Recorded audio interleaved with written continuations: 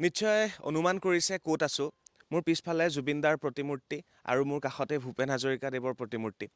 Sudhakantha doctor Bhupen Hazarika আৰু ঈশ্বৰ পুত্ৰ জুবিন গাৰ্গৰ প্ৰতিমূৰ্তি। আৰু এয়া নিৰ্মাণ চলি আছে। অসমৰ বিভিন্ন প্ৰান্তলৈ ইয়াৰ পৰা গৈ আছে।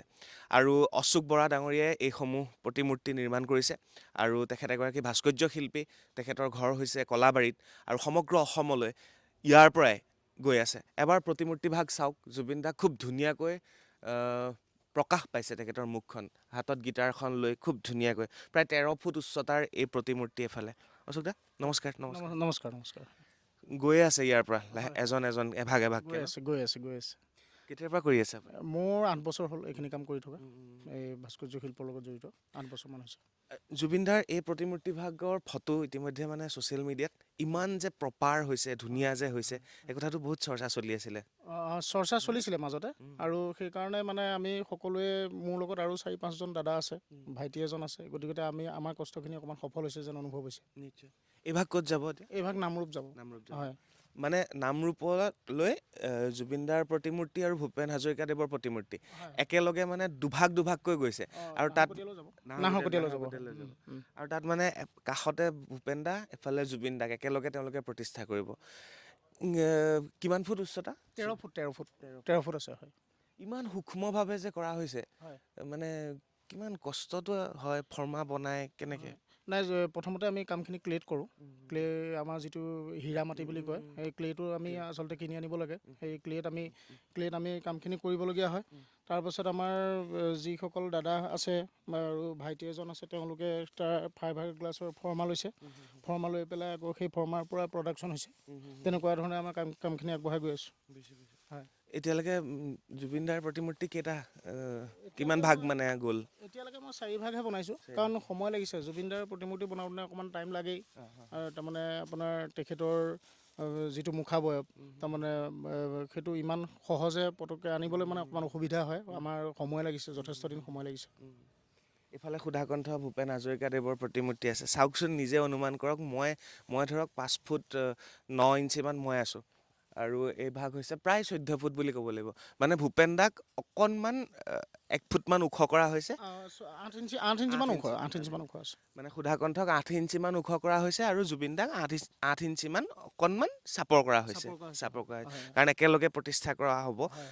আৰু সেয়া আৰুনো কি সুধিম, মানে ইয়ালৈ আহিলে এনেকুৱা অনুভৱ হয় ন, কাষতে যেন ভূপেন হাজৰিকাদেৱ আছে, এইফালে জুবিন গাৰ্গদেৱ আছে। তো আৰু কি বনোৱা হয় ইয়াত? মানে সকলোখিনি কামেই কৰোঁ। সকলোখিনি কামেই কৰি থাকোঁ। মানে আপোনাৰ কিছু নামঘৰৰ কামো কৰিছোঁ, আৰু কিছুমান ডিজাইনৰ কামো মই কৰোঁ। ধৰি লওক কাৰোবাক কিবা ধৰি লওক গেটৰ ডিজাইনৰ প্ৰয়োজন হয়, সেই ডিজাইনখিনি মই কৰি দিওঁ। আৰু আপোনাৰ স্কাল্পচাৰৰ লগত জড়িত গোটেইখিনি কামেই মই কৰি থাকোঁ ইয়াতে। হয়। পাৰ্কৰ কামৰ পৰা ধৰি লৈ। হয়। খুব ধুনীয়া পৰিৱেশ, আৰু কলাবাৰীত আছে, আৰু এনেকৈ এয়া এভাগ ইয়াত বনি আছে হয়তো। এইটো বনাবলৈ লৈছিলোঁ, আধৰুৱা হৈ আছে।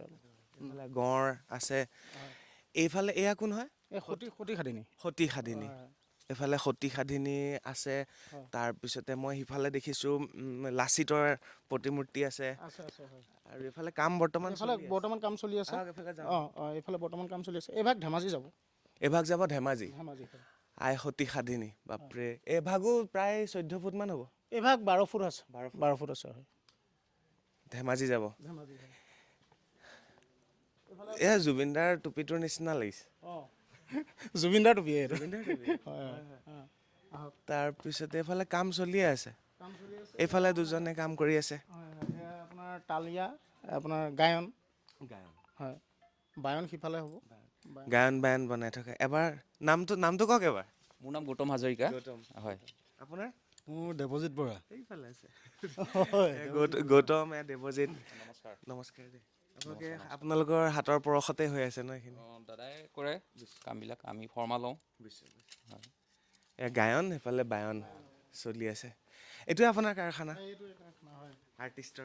হয়। এনেধৰণে কামখিনি চলাই আছোঁ। ডাঙৰ কৰিব পৰা নাই, যিহেতুকে আমি ধৰি লওক বহুত সৰু জেগা এটাৰ পৰা কামখিনি আৰম্ভ কৰি আছোঁ। এনেকুৱা ষ্টুডিঅ' আচলতে এনেকুৱা আমাৰ গাঁৱৰ পৰিৱেশত আচলতে মানুহে খুলিবলৈ সাহস নকৰে, কিয়নো কামখিনি আনিবলৈ বহুত কষ্ট হয়।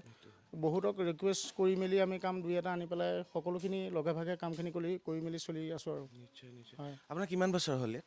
মোৰ এই কামখিনি কৰি থকা 8 বছৰ হৈছে হয় সঁচাকৈ মানে এনেকুৱা জেগাত ইমান ডাঙৰ ডাঙৰ কাম চলি আছে নহয়, মানে ভাবিলে আচৰিত লাগে। এইটো ৰুমতো আছে, মই এফালেও আপোনালোকক লৈ যাব বিচাৰিছোঁ। এই পথাৰখনতে সেয়া আছে এনেকৈ। আঁতৰৰ পৰা দেখিলে এনেকুৱা লাগিব মানে সেয়া ভূপেন দাৰ মূৰ্তি। এফালেও আছে, এফালেও কাম চলি আছে কিবা কিবি ধুনীয়াকৈ। এতিয়া নামঘৰৰ কাৰণে কৰি থকা হৈছে আপোনাৰ জয় বিজয় তাৰপৰা এয়া আমাৰ আইতা এগৰাকীক বনাইছিলোঁ। এয়া আপোনাৰ ৰবীন্দ্ৰনাথ ঠাকুৰ এই প্ৰেক্টিছ ৱৰ্ক আছিলে এইবিলাক আগৰ প্ৰেক্টিছ ৱৰ্ক। আপুনি ক'ত শিকা? মই ক'তো শিকা নহয়। আপোনাৰ মানে এইটো হাততে আছে বিদ্যা? হয় হয়, এইটো ভগৱানৰ আশীৰ্বাদ বুলি ক'ব লাগিব। মই কোনো আৰ্ট কলেজৰ পৰা পঢ়া নহয় বা আৰ্ট স্কুলত কেতিয়াও গৈ পোৱা নাই মই। আৰু মোৰ জীৱনৰ প্ৰথম কামভাগ হৈছে এইভাগ। দেখুৱাওক সেইভাগ কোন ভাগ? এইভাগ শিৱ বাবা। শিৱ বাবা জীৱনৰ প্ৰথম ভাগ? প্ৰথম ভাগ কাম তেখেতৰ পৰাই মই কাম আৰম্ভ কৰিছিলোঁ আৰু আজিলৈকে এনেধৰণে কামখিনি বৰ্তাই ৰাখিছোঁ। তেখেতক বিক্ৰীৰ কাৰণে নহয়, তেখেতক মই জাষ্ট পূজা কৰা। ভক্তিত বনাইছিলোঁ। হয় ভক্তি পূজা সেয়াটো লাগিবই। আৰু মই এইখিনিতে কওঁ যে আপোনাৰ যদি পিতৃ মাতৃ পূৰ্বপুৰুষৰ কোনোবা যদি প্ৰতিমূৰ্তি বনাব লাগে, হয় হয় ঘৰত প্ৰতিষ্ঠা কৰে ন কোনোবা, মানে তেনেকুৱা কামো কৰে? কৰোঁ সেইখিনিও কৰোঁ। ভাল লাগিল, বহুত বহুত ধন্যবাদ। এবাৰ আগফালে যাওঁ ব'লক, তাৰপিছতে বিদায় লওঁ। হীৰক কোনটো ভাল লাগিছে? জুবিন দাক মোৰ ভাল লাগিছে। মোৰ জুবিন দাই ভাল লাগিছে। জয়ন্তৰ? জয় জুবিন দা। জয় জুবিন দা। আহক এইফালে যাওঁ। মই আৰু এভাগ দেখাই আছোঁ। এইভাগ অশোক দা আহক। এইভাগ জুবিন দাৰ প্ৰতিমূৰ্তি মানে সন্মুখত আছে। এবাৰ সিফালে চাওক আপোনালোকে। শুৱাই থোৱা আছে, মানে ইয়াৰ পৰা লৈ যোৱা হ'ব। গতিকে এনেকৈ ধুনীয়াকৈ লৈ যোৱা হ'ব। এইভাগ সম্পূৰ্ণ সাজু হৈ আছে জুবিন দাৰ প্ৰতিমূৰ্তিভাগ। এইভাগ ক'লৈ যাব অশোক দা? এইভাগ যাব নাহৰকটীয়া। খুব ধুনীয়াকৈ বৰ্তমান এনেকৈ শুৱাই থোৱা আছে, তাৰপিছত গাড়ীত লৈ যোৱা হ'ব। নহয় মানে ইয়াত থিয় কৰাই ৰাখিবলৈ অকণমান অসুবিধা যে, সেইকাৰণে এনেকৈ ৰখা হৈছে যাতে সুন্দৰভাৱে তেখেতক মানে গাড়ীত উঠাই পেলাই আমি লৈ যাব পাৰোঁ। হয় হয় ভাল লাগিছে। এইফালে লাচিত আছে, লাচিতৰ প্ৰতি। এইবাৰ বহুত পুৰণা চাগে, 5 বছৰমানৰ আগৰ কাম। এনেকৈ এইফালে হাতী আছে। নামঘৰৰ কাৰণে নামঘৰ। হয় ভাল লাগিলে এই পৰিৱেশটো মই দেখুৱালোঁ। আৰু অশোক দাৰ নম্বৰটো মই তলত দি দিম, আপোনালোকে পাব, তেওঁৰ লগত যোগাযোগ কৰিব, কথা পাতিব। কেতিয়াবা কিবা প্ৰয়োজন হ'লে যোগাযোগ কৰিব আপোনালোকে। হয় ধন্যবাদ। ধন্যবাদ। Thank U.